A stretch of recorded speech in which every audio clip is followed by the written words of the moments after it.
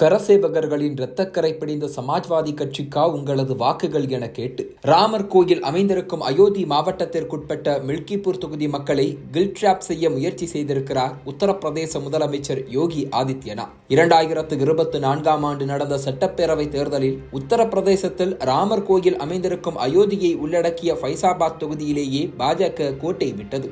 அங்கு சமாஜ்வாதி கட்சி நிறுத்திய பட்டியலின சமூகத்தைச் சேர்ந்த அவதேஷ் பிரசாத் வெற்றி பெற்றது பாஜகவின் இந்துத்துவ அரசியலுக்கு மிகப்பெரிய பின்னடைவாக உருமாறியது. இந்த தோல்விக்கு பழிவாங்க வேண்டும் என்கிற வெறியோடு தற்போது அதே அயோத்தி மாவட்டத்திற்குட்பட்ட மில்கிப்பூர் தொகுதி இடைத்தேர்தலை குறிவைத்திருக்கிறார் உத்தரப்பிரதேச முதலமைச்சர் யோகி ஆதித்யநாத். இன்னொரு பக்கம் சமாஜ்வாதி கட்சியோ எப்பாடுபட்டாவது மில்கிப்பூரை தக்க வைத்துக் கொண்டு பாஜகவின் இந்துத்துவ அரசியலுக்கு இன்னொரு மரண அடி கொடுக்க வேண்டும் என கங்கணம் கட்டிக்கொண்டு களத்தில் நிற்கிறது.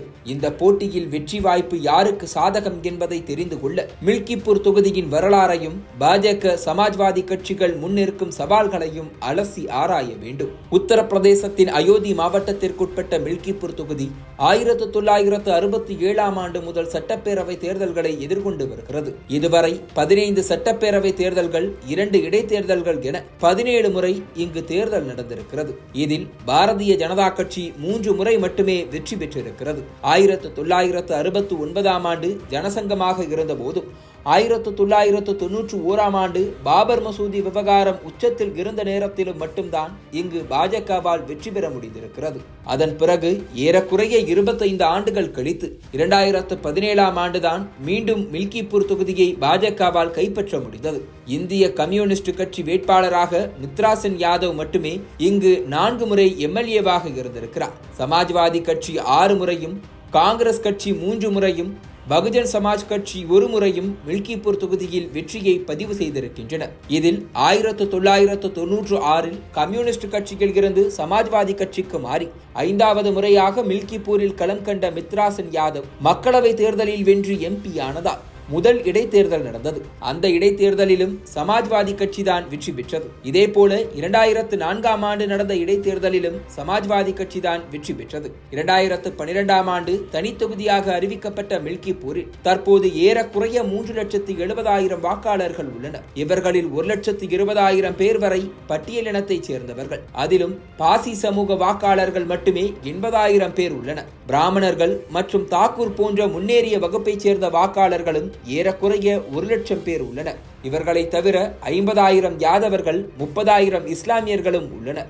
இதனை மனதில் வைத்துத்தான் பட்டியலின வாக்குகளையும் சிறுபான்மையின வாக்குகளையும் குறிவைத்து ஏற்கனவே மில்கிப்பூர் தொகுதி எம்எல்ஏவாக இருந்த அவதேஷ் பிரசாத்தின் மகன் அஜித் பிரசாத்தை களமிறக்கி இருக்கிறது சமாஜ்வாதி கட்சி.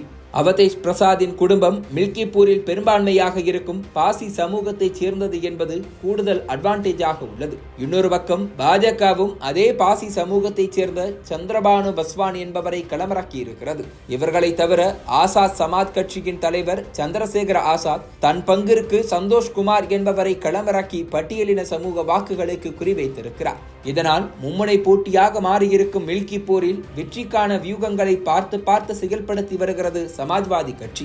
காங்கிரஸ் கட்சி சமாஜ்வாதியின் பக்கம் இருப்பது சிறுபான்மையின வாக்குகள் சிதறாமல் அந்த பக்கம் சாய்வதற்கும், அம்பேத்கர் குறித்த அமித்ஷாவின் பேச்சு பட்டியலின மக்கள் மத்தியில் அதிருப்தியை உருவாக்கி இருப்பதும் அஜித் பிரசாத்திற்கு சாதகமாக மாறியிருக்கிறது. ஆனால் அவதேஷ் பிரசாத்தை போல அஜித் பிரசாத்திற்கு கள அரசியல் பரிச்சயம் இல்லை என்பது பின்னடைவாக உள்ளது. இது தவிர ஏற்கனவே கடந்த ஆண்டு இறுதியில் நடந்த 9 தொகுதிகளுக்கான இடைத்தேர்தலின் போதே சமாஜ்வாதி ஆதரவாளர்கள் துப்பாக்கி முனையில் வாக்களிக்க விடாமல் தடுக்கப்பட்டதாக குற்றச்சாட்டு எழுந்தது. அதனால் இந்த முறை நேர்மையாக தேர்தல் நடக்குமா என்கிற கேள்வி எழுந்திருக்கிறது. ஆனால் மில்கிப்பூர் பிரச்சாரத்திற்கு சென்ற சமாஜ்வாதி கட்சி தலைவர் அகிலேஷ் யாதவ் இந்த முறையும் வாக்காளர்கள் தடுத்து நிறுத்தப்பட்டால் சமாஜ்வாதி கட்சி நிர்வாகிகள் என்ன செய்ய வேண்டுமோ அதை செய்ய வேண்டும் என தூண்டிவிட்டிருக்கிறார். இதனால் மில்கிப்பூர் தேர்தல் களம் வன்முறை களமாக உருமாறிவிடுமோ என்கிற அச்சம் எழுந்திருக்கிறது. ஆனால் பாஜக விட்டுக் கொடுக்க தயாராக இல்லை. ஏற்கனவே மக்களவை தேர்தல் நேரத்தில் உத்தரப்பிரதேசத்தில் ஏற்பட்ட பின்னடைவு யோகிக்கு எதிராக அவரது கட்சியினரையே திருப்பியது. ஆட்சியை விட கட்சிதான் முக்கியம் என துணை முதலமைச்சர் கேசவ் பிரசாத் மௌரியாவே போர்க்கொடி தூக்கினார். 9 தொகுதிகளுக்கான இடைத்தேர்தலில் அதிகமான இடங்களை கைப்பற்றியதன் மூலம் யோகி மீதான விமர்சனம் ஓய்ந்திருந்தாலும் ஃபைசாபாத் தொகுதி தோல்விக்கு பழிவாங்க மில்கிப்பூரை வெல்ல வேண்டும் என்பதில் யோகி குறியாக இருக்கிறார். இதனால் தானே மில்கிப்பூர் தொகுதிக்கு பொறுப்பெடுத்துக் கொண்டதுடன் 6 அமைச்சர்களை அனுப்பி வைத்திருக்கிறார். ஒரு பக்கம் மகா கும்பமேளா, இன்னொரு பக்கம் மில்கிப்பூர் இடைத்தேர்தல் என சுற்றி சுழன்று வருகிறார். பிரச்சார களத்தில் 1991 முலாயம் சிங் ஆட்சியில் பாபர் மசூதியை இடிக்க முயன்ற கரசேவகர்கள் சுட்டு தடுக்கப்பட்டதை நினைவூட்டி சமாஜ்வாதிக்கு நெருக்கடியை ஏற்படுத்தி இருக்கிறார். ஆனால் முன்னாள் எம்எல்ஏ பாபா கோரக்நாத்துக்கு சீட்டு கொடுக்காமல் புதிதாக சந்திரபானு பஸ்வானுக்கு வாய்ப்பு வழங்கி இருப்பது பாபா கோரக்நாத்துக்கு அதிருப்தியை ஏற்படுத்தி இருக்கிறது. வேட்பாளரை மாற்றியதால் பிராமணர் உள்ளிட்ட முன்னேறிய வகுப்பினரின் ஆதரவு கிடைத்தாலும் அம்பேத்கர் குறித்த அமித்ஷாவின் சர்ச்சை பேச்சால் அதிருப்தி அடைந்த பட்டியலின மற்றும் சிறுபான்மை சமூக வாக்குகள் சமாஜ்வாதி பக்கம் சாய வாய்ப்பு இருப்பதும் பாஜகவுக்கு கலக்கத்தை ஏற்படுத்தி இருக்கிறது.